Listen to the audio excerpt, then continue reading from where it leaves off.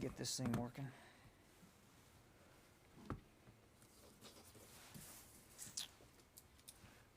Secretary Austin decided today, and you should have the statement. If you don't, you'll have it shortly, that directs the Secretary of the Navy, in coordination with the commander of the United States Indo-Pacific Command, to take all steps necessary to defuel and to permanently close the Red Hill bulk fuel storage facility. The war, are they compensating for problems in other areas?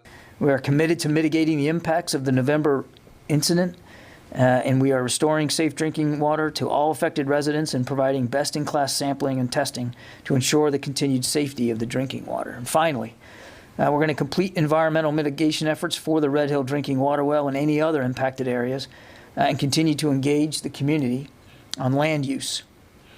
One additional note, which I believe many of you are tracking, the Commander, U.S. Pacific Fleet, has directed a command investigation into the releases and contamination of the water supply.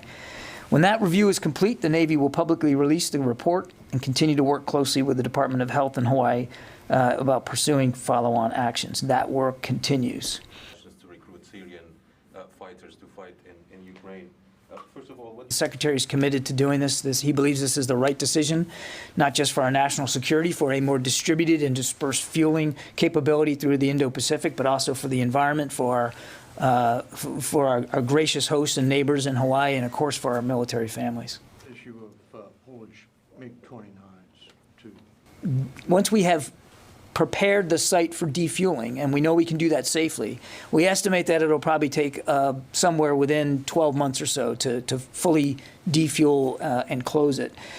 Then once it's closed, we'll begin to work on what the land use for it looks like going forward. And military families. And you'd also mentioned environmental mitigation. I want to end by noting that the Secretary's decision is not considered by the Department to be some sort of quick fix. We have work to do. We know that across the enterprise with elected officials from Hawaii and local organizations, and of course with our military families, many of whom have suffered as a result of that leak and that contamination. We're going to stay transparent, as fully transparent on this work as we can. We're going to continue to update you and them as actions are taken, but we do believe that this decision by the Secretary today marks a significant first step in the path forward.